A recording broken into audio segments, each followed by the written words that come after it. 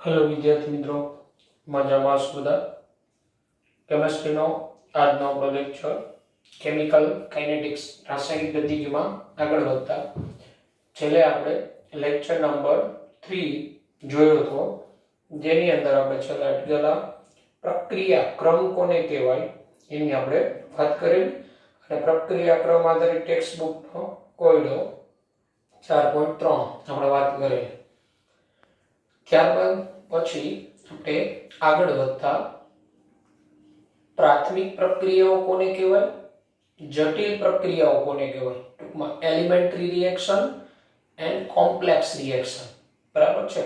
પ્રાથમિક પ્રક્રિયાઓને અંગ્રેજીમાં એલિમેન્ટરી કહેવાય અને જટિલ પ્રક્રિયાઓને અંગ્રેજીમાં કોમ્પ્લેક્સ રિએક્શન કહેવાય.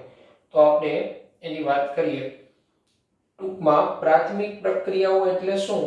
જે પ્રક્રિયા શરૂ થઈ એક જ સ્ટેપમાં થતી હોય ને, એક જ તબક્કામાં થતી હોય ને, એવી પ્રક્રિયાઓને પ્રાથમિક પ્રક્રિયાઓ કહેવાય. જે રાસાયણિક પ્રક્રિયાઓ એક જ તબક્કામાં થાય છે તેને પ્રાથમિક પ્રક્રિયાઓ એલિમેન્ટરી રિએક્શન કહેવાય. એક જ તબક્કામાં થતી પ્રક્રિયા, જેમ કે ઓર્ગેનિક કેમિસ્ટ્રીમાં આપણે ભણી ગયા SN2 રિએક્શન. તો SN2 પ્રક્રિયા એક જ તબક્કામાં થતી હતી. તો one step reaction it's called elementary reaction. Okay. તો જટિલ પ્રક્રિયાઓમાં કઈ આવે? જટિલ પ્રક્રિયાઓમાં ટૂંકમાં કહેવાય એક કરતા વધુ તબક્કામાં થતી હોય. એમાં જટિલ પ્રક્રિયાઓમાં ક્રમિક પ્રક્રિયાઓ આવે, જેમ કે ઇથેનનું CO2 અને H2O માં દહન શ્રેણીબદ્ધ મધ્યવર્તી તબક્કામાં થાય, જેમાં આલ્કોહોલ, આલ્ડીહાઇડ અને એસિડ બને. આ ક્રમિક પ્રક્રિયાઓ એને જટિલ પ્રક્રિયાઓ કહેવાય. પ્રતિવર્તી પ્રક્રિયાઓ એને પણ કોમ્પ્લેક્સ રિએક્શન કહેવાય, જેમાં સંતુલન થતું હોય, રિવર્સિબલ રિએક્શનો. પાર્શ્વ સાઇડ રિએક્શન, એક પ્રક્રિયામાં એક કરતા વધુ નિપજો મળતી હોય, બરાબર, સાઇડ રિએક્શનો. આ પણ જટિલ પ્રક્રિયાઓ કહેવાય. જેમ કે ભણી ગયા આપણે ફિનોલનું નાઇટ્રેશન, ઓર્થોનાઇટ્રોફિનોલ અને પેરાનાઇટ્રોફિનોલ નિપજો આપે છે, બરાબર. તો આ બધી પ્રક્રિયાઓ જે કહેવાય એ બધી જટિલ પ્રક્રિયાઓ કહેવાય. એટલે તમને પ્રાથમિક પ્રક્રિયાઓ અને સંકીર્ણ પ્રક્રિયાઓ અથવા જટિલ પ્રક્રિયાઓ કોને કહેવાય એ ખબર હોવી જોઈએ. તો ટૂંકમાં મગજમાં રાખવાનું, એક જ સ્ટેપમાં એક જ તબક્કામાં થતી પ્રક્રિયા પ્રાથમિક પ્રક્રિયાઓમાં આવે, અને એક કરતા વધુ તબક્કાઓમાં થતી જુદી જુદી પ્રક્રિયાઓ એ બધી સંકીર્ણ પ્રક્રિયાઓ અથવા જટિલ પ્રક્રિયાઓ અથવા કોમ્પ્લેક્સ રિએક્શન કહેવાય, બરાબર. ત્યારબાદ આપણે વેગ અચળાંકના એકમ, બરાબર, એની વાત કરવાની છે. તો એ આપણે જોઈએ વેગ અચળાંકના એકમો. વેગ અચળાંક K જે આપણે ભણી ગયા એના એકમો જુદા જુદા ક્રમની પ્રક્રિયાઓ માટે વેગ અચળાંકનો એકમ મેળવવો હોય તો એનું સામાન્ય સૂત્રની આપણે તારવણી કરી નાખીએ. એટલે જુદા જુદા ક્રમની પ્રક્રિયાઓ માટે વેગ અચળાંક K ના એકમ મેળવવાના સામાન્ય સૂત્રની તારવણી.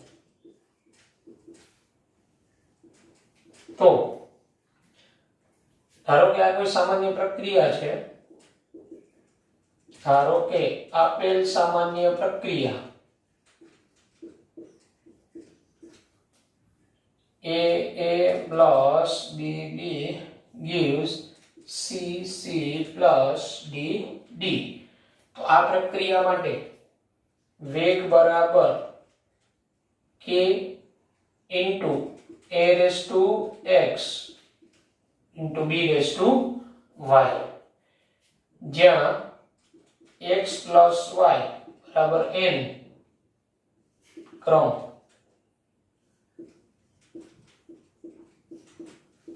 n ક્રમની પ્રક્રિયા થઈ ને. x y, x અને y એ પ્રક્રિયા ક્રમ, x અને y એ ક્રમ સૂચવે, x y નો સરવાળો કુલ પ્રક્રિયા ક્રમ સૂચવે.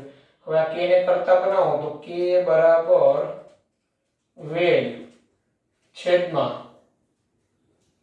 a raised to x into b raised to y આવું થાય. વેગનો એકમ આપણે બધાને ખબર છે, વેગ એટલે સાંદ્રતા છેદમાં સમય.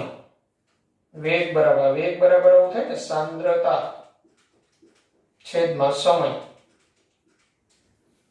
વેગ બરાબર ઇન્ટુ આ a અને b શું છે?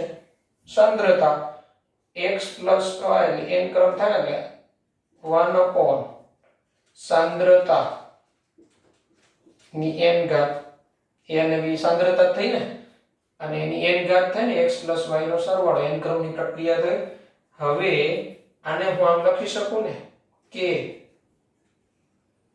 બરાબર આ સાંદ્રતા અહીંયા ઉપર જાય તો શું થઈ જાય? સાંદ્રતા ની 1 minus n into સમય ઇન્વર્સ આવું થાય. તો આ n ક્રમની હવે સાંદ્રતા તમારી મોલ ઇન્ટુ લિટર ઇન્વર્સ માં હોય, સમય તમારો સેકન્ડ માં હોય. જો સાંદ્રતા મોલ ઇન્ટુ લિટર ઇન્વર્સ માં અને સમય સેકન્ડ માં હોય તો n ક્રમની પ્રક્રિયા માટે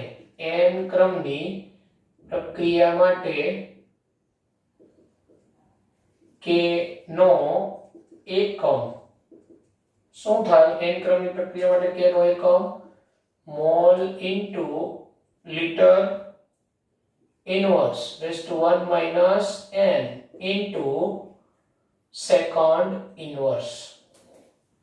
Mole into liter inverse to 1 minus n into second inverse, अथवा गुजरातीમાં લખાય mole into liter inverse to 1 minus n into second inverse. n ક્રમની પ્રક્રિયામાં શૂન્ય ક્રમની પ્રક્રિયા માટે કહીએ તો શૂન્ય ક્રમની પ્રક્રિયા માટે તો આ સૂત્રમાં અહીંયા n બરાબર 0 લઈ લેવાનો.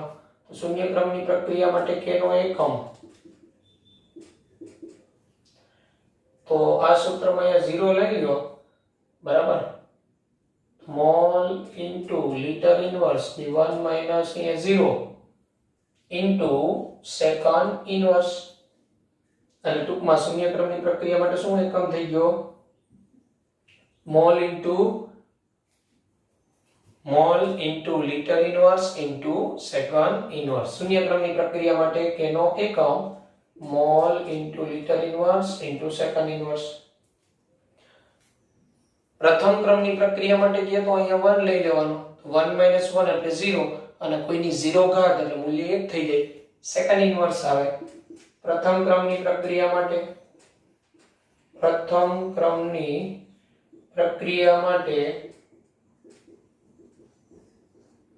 k નો એકમ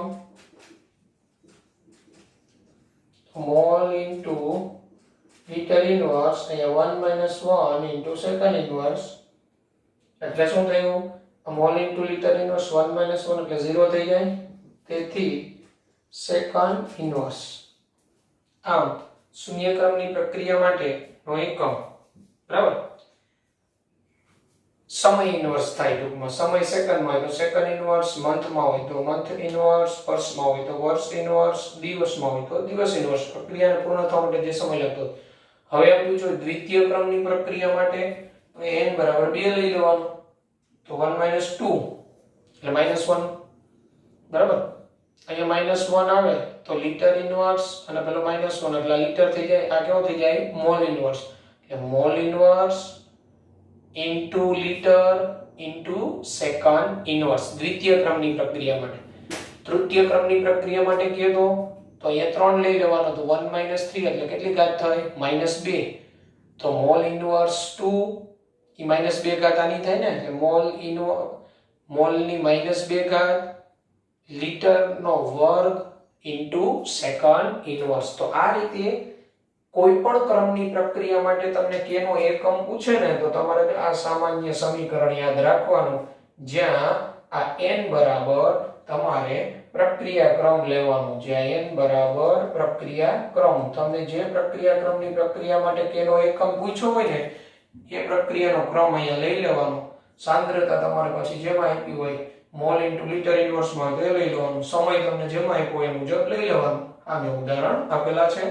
આ k નો એકમ વાળા MCQ મોસ્ટ ઇમ્પોર્ટન્ટ. ગુજકેટમાં k ના એકમ વાળા MCQ મોટે ભાગે હોય જ છે આ ચેપ્ટરમાં. નીટમાં ઇમ્પોર્ટન્ટ, બરાબર. જે તે ક્રમની પ્રક્રિયા માટે k નો એકમ શું હોય તો તમારે ફક્ત આ સૂત્ર યાદ રાખવાનું છે. આ સૂત્ર કઈ રીતે આવ્યું તો આ રીતે આવેલું. તારવણી તમને આવડતી હોય તો તમારે દરેક ક્રમની પ્રક્રિયા માટે ઇન્ડિવિડ્યુઅલ એકમ ગોખવાની જરૂર નથી, પણ તમને ડાયરેક્ટ આ સામાન્ય સૂત્ર યાદ રાખવાનું છે, બરાબર છે. એટલે વેગ અચળાંક k ના એકમો, એ વેગ અચળાંક k ના એકમો દરેક ક્રમની પ્રક્રિયા માટે સરખો ન હોય. એ જુદા જુદા ક્રમની પ્રક્રિયા માટે k નો એકમ જુદો જુદો હોય, બરાબર છે. તો આ રીતે k નો એકમ તારવતા આવડવો જોઈએ અને જે તે ક્રમની પ્રક્રિયા માટે k નો એકમ શું થાય એ આવડવો જોઈએ. ઓકે, તો ત્યારબાદ આગળ વધીએ. તો ત્યારબાદ અગત્યની થિયરી, IMP થિયરી, આણ્વિકતા. ટોપિક ખૂબ અગત્યનો, આણ્વિકતા. અંગ્રેજીમાં મોલેક્યુલારિટી કહેવાય. શું કહેવાય? મોલેક્યુલારિટી. આણ્વિકતા વિશે ટૂંક નોંધ લખો. ટૂંકમાં આણ્વિકતા કોને કહેવાય? તો વિદ્યાર્થી મિત્રો મગજમાં રાખજો, આણ્વિકતાનો અર્થ ફક્ત પ્રાથમિક પ્રક્રિયાઓને જ લાગુ પડે. પ્રાથમિક પ્રક્રિયાઓ માટે જ આણ્વિકતાનો અર્થ છે. પ્રાથમિક પ્રક્રિયાઓ એટલે જે પ્રક્રિયાઓ એક જ સ્ટેપમાં થતી હોય, એક જ તબક્કામાં થતી હોય, એવી પ્રક્રિયાઓ માટે જ આણ્વિકતાનો અર્થ છે. સંકીર્ણ અથવા જટિલ પ્રક્રિયાઓ માટે એનો કોઈ અર્થ નથી. આણ્વિકતા કહેવાય કોને? તો પ્રાથમિક પ્રક્રિયાઓમાં રહેલી સ્પીસીસ, પ્રાથમિક પ્રક્રિયાઓમાં રહેલી સ્પીસીસ અણુ હોય, પરમાણુ હોય અથવા આયનો હોય, જે એક સાથે સંઘાત પામે, એકી સાથે અથડાય અને એક જ સાથે રાસાયણિક પ્રક્રિયા કરીને પ્રક્રિયા પરિણમે, બરાબર. આ જે ઘટના થઈ એને આણ્વિકતા કહેવાય. શું? પ્રાથમિક પ્રક્રિયા, એક સાથે પ્રક્રિયકોનું અથડાવું, સંઘાત થવું, એકી સાથે જ અથડાય અને એક જ સ્ટેપમાં રાસાયણિક પ્રક્રિયા પરિણમી જાય, બરાબર. તો એને આણ્વિકતા કહેવાય. તો જો પ્રાથમિક પ્રક્રિયામાં ભાગ લેતા સ્પીસીસ એ પરમાણુ, અણુ અથવા આયન. સ્પીસીસ એટલે કોઈ બંધારણ, અણુ હોઈ શકે, પરમાણુ હોઈ શકે અથવા આયન. સ્પીસીસની સંખ્યા જે એક સાથે અથડાઈને રાસાયણિક પ્રક્રિયાને પૂર્ણ કરવામાં સંકળાયેલ છે તેને આણ્વિકતા કહેવાય.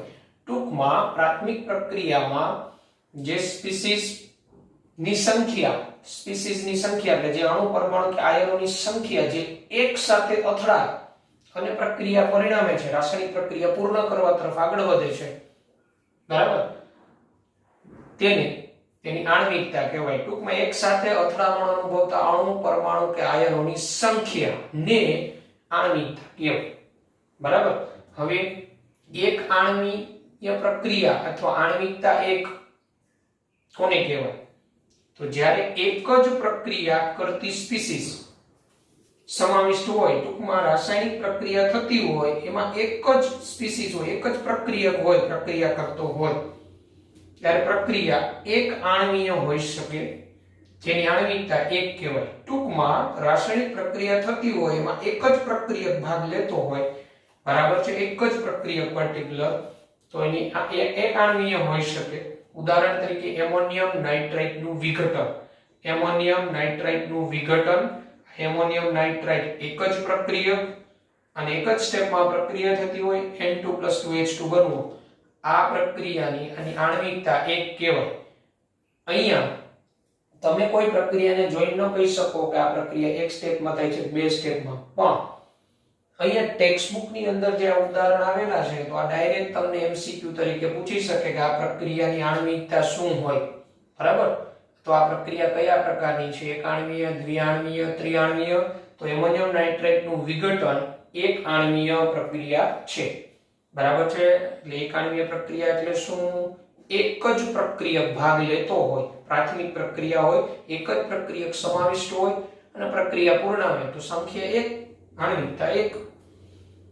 દ્વિઆણ્વીય પ્રક્રિયાઓમાં બે સ્પીસીઝ વચ્ચે, આમાં શું હતું? એક જ પ્રક્રિયા કરતી સ્પીસીઝ સમાવિષ્ટ હોય એટલે એક આણ્વીય કહેવાય. આમાં શું થયું? દ્વિઆણ્વીય પ્રક્રિયાઓમાં બે સ્પીસીઝ વચ્ચે એક સાથે સંઘાત સમાવિષ્ટ હોય. દ્વિઆણ્વીય પ્રક્રિયાઓમાં શું હોય? બે સ્પીસીઝ, એ બે અણુ હોય કે બે પરમાણુ હોય કે આયન હોય, એકી સાથે અથડાય, એકી સાથે, અને પ્રક્રિયા પરિણમે એટલે દ્વિઆણ્વીય પ્રક્રિયાઓ કહેવાય. ઉદાહરણ તરીકે હાઇડ્રોજન આયોડાઇડ નું વિઘટન, HI નું વિઘટન. તો 2HI, તો અહીંયા HI ના બે અણુ, તો આ HI ના બે અણુ એકી સાથે અથડાય અને H2+I2 બને એક જ સ્ટેપમાં. તો આ પ્રક્રિયાની આણ્વિકતા 2 કહેવાય, બરાબર? હવે આપણે મગજમાં હોવું જોઈએ હાઇડ્રોજન આયોડાઇડ નું વિઘટન પ્રક્રિયા કઈ? તો દ્વિઆણ્વીય પ્રક્રિયા કહેવાય. આણ્વિકતા કેટલી કહેવાય? 2. ત્રિઆણ્વીય પ્રક્રિયાઓની વ્યાખ્યા હવે તમે આપી શકો. 3 સ્પીસીઝ સમાવિષ્ટ હોય, ત્રણેય એક સાથે સંઘાત અનુભવે અને પ્રક્રિયા પૂર્ણ થાય તો એ પ્રક્રિયાની આણ્વિકતા 3 કહેવાય. એ પ્રક્રિયા ત્રિઆણ્વીય પ્રક્રિયા કહેવાય. ત્રિઆણ્વીય પ્રક્રિયાઓમાં 3 સ્પીસીઝ વચ્ચે એક સાથે સંઘાત સમાવિષ્ટ. ઉદાહરણ તરીકે 2NO plus O2 gives 2NO2. તો 2 NO ના અણુ, એક O2 નો અણુ, ટોટલ કેટલા થયા? 3. આ ત્રણેય એકી સાથે અથડાય અને એક જ સ્ટેપમાં પ્રક્રિયા પૂર્ણ થાય. આ પ્રક્રિયાની આણ્વિકતા 3 કહેવાય. આ ત્રિઆણ્વીય પ્રક્રિયા કહેવાય. ખાસ હવે મગજમાં રાખજો, 3 કરતા વધુ અણુઓ એક સાથે સંઘાત પામે અને એક સાથે પ્રક્રિયા કરે તેની સંભાવ્યતા ઘણી ઓછી હોય. એટલે મગજમાં રાખવાનું 3 કરતા વધુ આણ્વિકતા હોય ને એવી પ્રક્રિયા ખૂબ ઓછી હોય. મોટા ભાગે આણ્વિકતા 4 કરતા તો વધુ હોતી જ નથી. એક વાત મગજમાં યાદ રાખી દો કે સિમ્પલ રીતે તમે વિચારો, બરાબર છે? 4 કાર આપણે હાઈવે પર જતા હોય તો 4 કાર એક સાથે અથડાય એની સંભાવના જ ઓછી. 5 એક સાથે અથડાય એની સંભાવના જ ઓછી. 6 એક સાથે એકી સાથે અથડાય એની સંભાવના જ ઓછી. ઘણા એમ કહેતા હશે હાઈવે ઉપર જઈએ તો 5 કાર તો અથડાતી હોય. એ વાત યાદ રાખજો, એક કાર અથડાયની હોય પછી એને લીધે બીજી અથડાય, એને લીધે ત્રીજી અથડાય, એમ જુદી જુદી સંખ્યા, એમ તો 10 15 એમાં અથડાય, પણ મગજમાં એકી સાથેની અથડામણ. તમે તમારા 5 મિત્રો ભેગા થઈ, પાંચેયના માથા હોય ને એક સાથે અથડાવા જાજો, એકી સાથે સંઘાત થાય ને પાંચેય માથાનો સંભાવના જ ખૂબ ઓછી. એટલે મગજમાં રાખવાનું 3 કરતા વધુ આણ્વિકતા છે ને એની સંભાવના ઓછી, બરાબર છે? 4 આણ્વિકતા હોય એવી પ્રક્રિયા છે એ હું તમને આના પછી લખાવું એક્સ્ટ્રામાં. એ પ્રક્રિયા ટેક્સ્ટ બુકમાં તો આપણે અહીંયા ત્રિઆણ્વીય સુધી, એટલે અહીંયા શું કીધું? 3 કરતા વધુ અણુઓ એક સાથે સંઘાત પામે અને એક સાથે પ્રક્રિયા કરે એક જ સ્ટેપમાં એની સંભાવ્યતા ઘણી ઓછી છે, બરાબર? આમ તો આણ્વિકતા 3 કે તેથી વધુ ધરાવતી પ્રક્રિયાઓ ઘણી ઓછી છે. આણ્વિકતા 3 કે તેથી વધુ હોય ને, આણ્વિકતા 4, આણ્વિકતા 5 એવી પ્રક્રિયાઓ જ ઘણી ઓછી છે. આણ્વિકતા 4 સુધી હોય, 5 પછી તો આણ્વિકતા હોતી જ નથી. એનું રીઝન છે કે 5 પ્રક્રિયકો એક સાથે અથડાયની સંભાવના જ ઓછી. કેવું થઈ જાય? એમાં કોઈ બે અથડાય ને પછી એમાંથી બને ત્રીજા સાથે અથડાય, આમ એટલે પ્રક્રિયાનો વિભાગ થઈ જાય, સ્ટેપ બની જાય, એક કરતા વધુ સ્ટેપ વાળી પ્રક્રિયા થઈ જાય, બરાબર છે? અને આ પ્રક્રિયાઓ ઘણી ધીમી હોય, બરાબર છે? આ પ્રક્રિયાઓ ખૂબ જ ધીમી હોય. આથી એ સ્પષ્ટ છે કે તત્વયોગમિતીય સમીકરણમાં સમાવિષ્ટ 3 કરતા વધારે અણુઓની પ્રક્રિયાઓ ઘણી જ જટિલ હોય છે, બરાબર છે? એટલે આપણે કોઈ સમીકરણ જોઈએ એમાં 3 કરતા વધુ સંખ્યામાં પ્રક્રિયકના અણુઓ હોય ને એટલે મગજમાં બેસાડી દેવાનું કે આ પ્રક્રિયાઓ ઘણી જ જટિલ હશે, 3 કરતા વધુ દેખાય આ પ્રક્રિયા ઘણી જ જટિલ હોય છે અને સમજવાનું જે 1 કરતા વધુ તબક્કામાં થતી હશે, બરાબર છે, 1 કરતા વધુ તબક્કાઓમાં થતી હશે. જેમ કે જો અહીંયા KClO3 6FeSO4 3H2SO4 તો અહીંયા ટોટલ પ્રક્રિયકના અણુઓની સંખ્યા કેટલી થાય સ્પીસીસની, તો 1 KClO3 6 FeSO4 એટલે 1 + 6 7 ને 3 10, અહીંયા 10 સ્પીસીસ થાય, ટોટલ 10 પ્રક્રિયકના અણુઓ થયા. તો અહીંયા આપણે સિમ્પલ રીતે સમીકરણ જોઈને એમ કહી દઈએ કે આની આણ્વિકતા 10 હોય, પણ હકીકતે આ જે પ્રક્રિયા છે બરાબર આની આણ્વિકતા 10 હોતી નથી. આ જે પ્રક્રિયા છે તો દ્વિતીય ક્રમની પ્રક્રિયા છે, બરાબર છે. તો એનો અર્થ એવો થયો કે આ પ્રક્રિયા છે એક સ્ટેપમાં થતી ન હોય, એક કરતા વધુ તબક્કાઓમાં થતી હોય, અને એક કરતા વધુ તબક્કાઓમાં થતી હોય એવી પ્રક્રિયાઓ માટે બરાબર આણ્વિકતાનો કોઈ અર્થ નથી. એ સમીકરણ જોઈને તમે ડાયરેક્ટ સૈદ્ધાંતિક રીતે ન કહી શકો કે આની આણ્વિકતા કેટલી. આ પ્રક્રિયા માટે પર્ટિક્યુલર આ પ્રક્રિયા માટે તમે આણ્વિકતા ન કહી શકો, પરંતુ આના દરેક તબક્કા હોય ને, દરેક તબક્કા એ જે તે તબક્કો હોય ને એ પાછો પ્રારંભિક જ હોય, એટલે કે પ્રાથમિક જ હોય, એલિમેન્ટ. એક કરતા વધુ સ્ટેપમાં થતી પ્રક્રિયાનો દરેક તબક્કો હોય ને એ પ્રાઇમરી હોય, પ્રાથમિક પ્રક્રિયા, એ તબક્કાની આણ્વિકતા કહી શકાય. એક કરતા વધુ તબક્કામાં થતી પ્રક્રિયાઓ માટે દરેક તબક્કાની આણ્વિકતા કહી શકાય, પણ મગજમાં રાખજો એ દરેક તબક્કાની આણ્વિકતાનો સરવાળો કરી કુલ પ્રક્રિયાની આણ્વિકતા ન થાય, નહીતર તો અર્થ બદલાઈ જાય. તમે કોઈ પ્રક્રિયાની અંદર દાખલા તરીકે 3 તબક્કામાં થતી હોય, એમાં પ્રથમ તબક્કાની આણ્વિકતા 2 હોય, બીજા તબક્કાની આણ્વિકતા 2 હોય, ત્રીજાની આણ્વિકતા 2 હોય, તો એ જે તે તબક્કાની આણ્વિકતા થઈ. હવે એનો સરવાળો કરીને 6 કરો ને એમ કહી દો કે કુલ પ્રક્રિયાની આણ્વિકતા 6 છે, તો એ કોઈ અર્થ નથી. કારણ કે આણ્વિકતા 6 એનો અર્થ એવો કહેવાય કે 6 પ્રક્રિયકના અણુ એકી સાથે સંઘાત પામ્યા, પ્રક્રિયા પરિણમી. તો 6 એ 6 એકી સાથે સંઘાત પામતા હોય તો પ્રક્રિયા એક જ સ્ટેપમાં થઈ જાય. એટલે મગજમાં રાખવાનું સંકીર્ણ કે જટિલ પ્રક્રિયાઓમાં જે તે તબક્કાની આણ્વિકતા કહી શકાય, પણ જે તે તબક્કાની આણ્વિકતાનો સરવાળો કુલ પ્રક્રિયાની આણ્વિકતા કહેવાય નહીં. અને એક મગજમાં આ જે પ્રક્રિયાઓ છે, આ એક આણ્વીય, દ્વિઆણ્વીય, ત્રિઆણ્વીય, તો આ એક આણ્વીય, દ્વિઆણ્વીય, ત્રિઆણ્વીય પ્રક્રિયાઓ છે, તો આ પ્રક્રિયાઓની આણ્વિકતા અને પ્રક્રિયા ક્રમ સરખા હોય, બરાબર છે. પ્રારંભિક આ દ્વિઆણ્વીય, ત્રિઆણ્વીય, આ એક આણ્વીય પ્રક્રિયાઓના આણ્વિકતા અને પ્રક્રિયા ક્રમ સરખા હોય, પરંતુ એક કરતા વધુ સ્ટેપમાં થતી પ્રક્રિયા હોય, જટિલ પ્રક્રિયાઓ, એના આણ્વિકતા અને પ્રક્રિયા ક્રમ સરખા ન હોય, બરાબર. તો હવે આપણે વાત કરીએ આગળ, બરાબર. હવે આપણે જટિલ પ્રક્રિયા હોય એમાં આણ્વિકતામાં કઈ રીતે જવાનું, એટલે તમને એમ પૂછે કે આણ્વિકતા વિશે નોંધ લખો, અથવા એમ કે આણ્વિકતાના પ્રકાર પ્રાથમિક, દ્વિતીય, દ્વિઆણ્વીય, ત્રિઆણ્વીય પ્રક્રિયા ઉદાહરણ આપી સમજાવો. તો સમજાવવાનું હે. તો હવે આપણે જટિલ પ્રક્રિયાઓ માટે આણ્વિકતા કઈ રીતે કહેવાય અને પછી આપણે પ્રક્રિયા ક્રમ અને આણ્વિકતાનો તફાવત જોશું. ઓકે, તો જોઈએ હવે જટિલ પ્રક્રિયાનું ઉદાહરણ. પ્રશ્ન આવી રીતનો બને, વેગ નિર્ણાયક તબક્કો એટલે શું? શા માટે પ્રક્રિયાનો વેગ નક્કી કરવા માટે વેગ નિર્ણાયક તબક્કાનો ઉપયોગ થાય? હાઇડ્રોજન પેરોક્સાઇડના ઉદાહરણ દ્વારા સમજાવો. તો સમજીએ વેગ નિર્ણાયક તબક્કો, રેટ ડિટરમિનિંગ સ્ટેપ.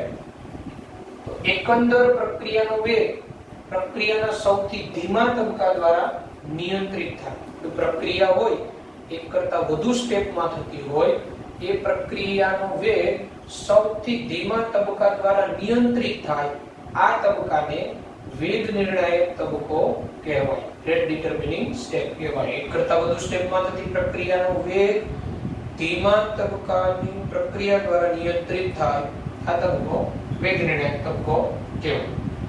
હાઇડ્રોજન પેરોક્સાઇડના વિઘટનની પ્રક્રિયા, આપણે કોણ શું સમજવાનું? હાઇડ્રોજન પેરોક્સાઇડની વિઘટનની પ્રક્રિયા જેને આલ્કલાઇન માધ્યમમાં આયોડાઇડ આયન વડે ઉદ્દીપિત કરે છે. હાઇડ્રોજન પેરોક્સાઇડની વિઘટનની પ્રક્રિયા આલ્કલાઇન બેઝિક માધ્યમમાં આયોડાઇડ ઉદ્દીપકની હાજરીમાં જોઈએ ઉદાહરણ તો 2H2O2 I- એટલે આયોડાઇડ આયન આલ્કલાઇન માધ્યમ ઉદ્દીપક H2 અને O2 બનવું આ વિઘટન પ્રક્રિયા.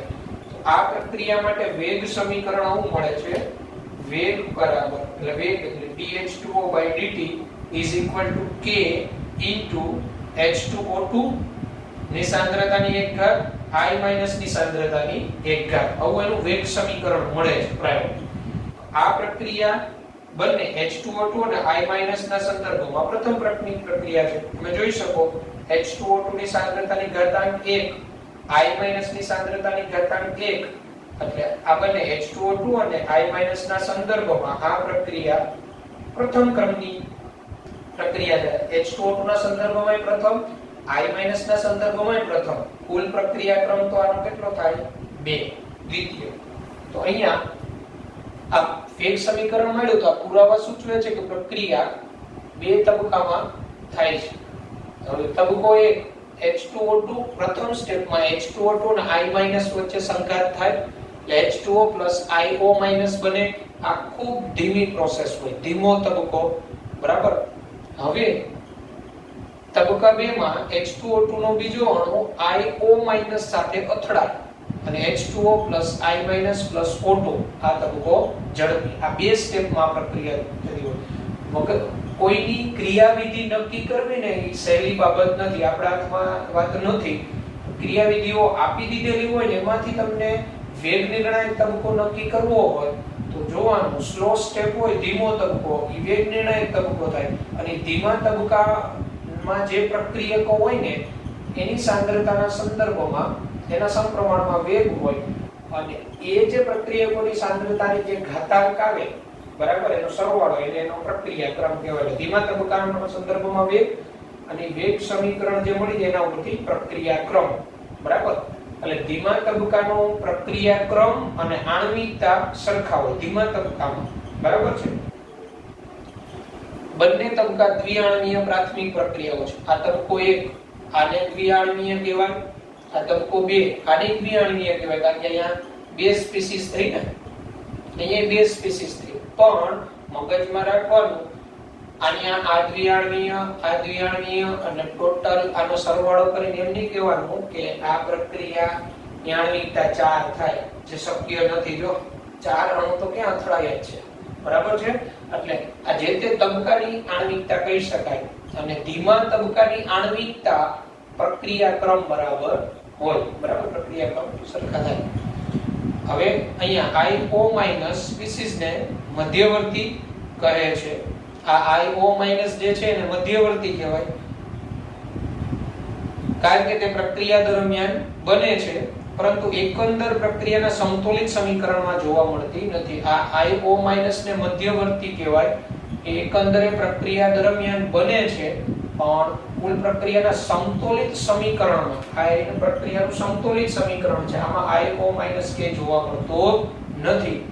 અહીંયા પ્રથમ તબક્કો ધીમો હોવાને કારણે વેગ નિર્ણાયક તબક્કો કહેવાય. આમ મધ્યવર્તી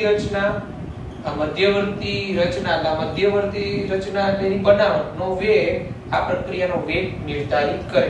એટલે આ જે મધ્યવર્તી IO- બનવાનો વેગ એ આ પ્રક્રિયાનો વેગ નિર્ધારિત કરે કારણ કે આ IO- જેમ બની જશે પછી તો તબક્કો ખૂબ ઝડપી છે. એટલે કોઈ પણ રાસાયણિક પ્રક્રિયા હોય એમાં ધીમો તબક્કો જ વેગ નિર્ણાયક તબક્કો કહેવાય કારણ કે ધીમો તબક્કો પૂર્ણ થતો હોય બરાબર છે. ત્યારબાદનો જે સ્ટેપ હોય એ ખૂબ ઝડપી જ હોવાનો તો એ ધીમો તબક્કો પૂર્ણ થાય તો રાસાયણિક પ્રક્રિયા ઓલમોસ્ટ પૂર્ણતા તરફ આગળ વધે બરાબર છે. એટલે આમ કોઈ એક કરતા વધુ સ્ટેપમાં થતી પ્રક્રિયાઓ હોય એના માટે તમે આણ્વિકતા ડાયરેક્ટ ન કહી શકો, એના દરેક તબક્કાની આણ્વિકતા કહી શકાય પણ દરેક તબક્કાની આણ્વિકતાનો સરવાળો એ કુલ પ્રક્રિયાની આણ્વિકતા ન કહેવાય. એટલે પ્રક્રિયા ક્રમ અને આણ્વિકતા આ બે જે પર્યાય છે એને આપણે તફાવત દ્વારા હવે સમજીએ. હવે આપણે પ્રક્રિયા ક્રમે આગળ થિયરી ભણી ગયા આણ્વિકતા આપણે ભણી ગયા. તો હવે બે વચ્ચેનો ભેદ શું છે એ આપણે સમજીએ. ઓકે, તો જોતા જઈએ પ્રક્રિયાક્રમ અને આણ્વિકતાનો તફાવત. ઓર્ડર ઓફ રિએક્શન એન્ડ મોલેક્યુલારિટી વચ્ચેનો તફાવત. પહેલો બેની ડેફિનેશન. તો રાસાયણિક પ્રક્રિયા વેગ અભિવ્યક્તિમાં પ્રક્રિયકોની સાંદ્રતાના ઘાતાંકના સરવાળાને પ્રક્રિયાક્રમ કહેવાય. એટલે આપણે વેગ અભિવ્યક્તિ કરેલી, વેગ બરાબર k a⁻x b⁻y, એટલે જે પ્રક્રિયકોની સાંદ્રતાના ઘાતાંક એનો સરવાળો કરો એને પ્રક્રિયાક્રમ કહેવાય. બરાબર. જ્યારે આણ્વિકતા પ્રારંભિક પ્રક્રિયામાં એક સાથે પ્રારંભિક પ્રક્રિયા એટલે સાદી પ્રક્રિયા, એક સ્ટેપમાં થતી પ્રક્રિયા હોય એમાં એક સાથે સંઘાત પામતા એટલે અથડાતા અણુ, પરમાણુ અથવા આયનની સંખ્યા જેને લીધે રાસાયણિક પ્રક્રિયા થાય, રાસાયણિક પ્રક્રિયા પૂર્ણ થાય તેને આણ્વિકતા કહેવાય. ટૂંકમાં એક સાથે સંઘાત થતા અણુ, પરમાણુ, આયનની સંખ્યાને એ પ્રક્રિયાની આણ્વિકતા કહેવાય. પ્રક્રિયાક્રમ ઋણ, શૂન્ય, ધન પૂર્ણાંક કે અપૂર્ણાંક હોઈ શકે. પ્રક્રિયાક્રમ કોઈ પણ હોય, ઋણ હોય, શૂન્ય હોય, ધન પૂર્ણાંક હોય, અપૂર્ણાંક હોય. જ્યારે આણ્વિકતા હંમેશા ધન પૂર્ણાંક સંખ્યા જ હોય. આણ્વિકતા હંમેશા ધન પૂર્ણાંક સંખ્યા જ હોય. પ્રક્રિયાક્રમ પ્રાયોગિક રીતે જ નક્કી થાય. પ્રક્રિયાક્રમ તમે કોઈ પ્રક્રિયા સમીકરણ જોઈને સૈદ્ધાંતિક કહી ન શકો. જ્યારે આણ્વિકતા સૈદ્ધાંતિક રીતે નક્કી કરી શકાય. તમને ખબર છે પ્રક્રિયા પ્રાથમિક છે, બરાબર. તમારી સામે પ્રાથમિક પ્રક્રિયા કીધું હોય તો એક સ્ટેપમાં થાય તો એમાં જેટલા પ્રક્રિયકો હોય એની સંખ્યા ગણી લ્યો તમે, તો એ પ્રક્રિયકોની સંખ્યાને એની આણ્વિકતા કહેવાય. એટલે સૈદ્ધાંતિક.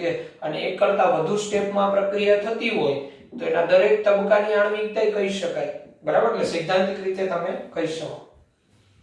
પ્રક્રિયાક્રમ પ્રાથમિક પ્રક્રિયા કે જટિલ પ્રક્રિયાઓનો નક્કી કરી શકાય. પ્રક્રિયાક્રમ તમે પ્રાથમિક પ્રક્રિયાનો નક્કી કરી શકો, સંકીર્ણ પ્રક્રિયાનો નક્કી કરી શકાય.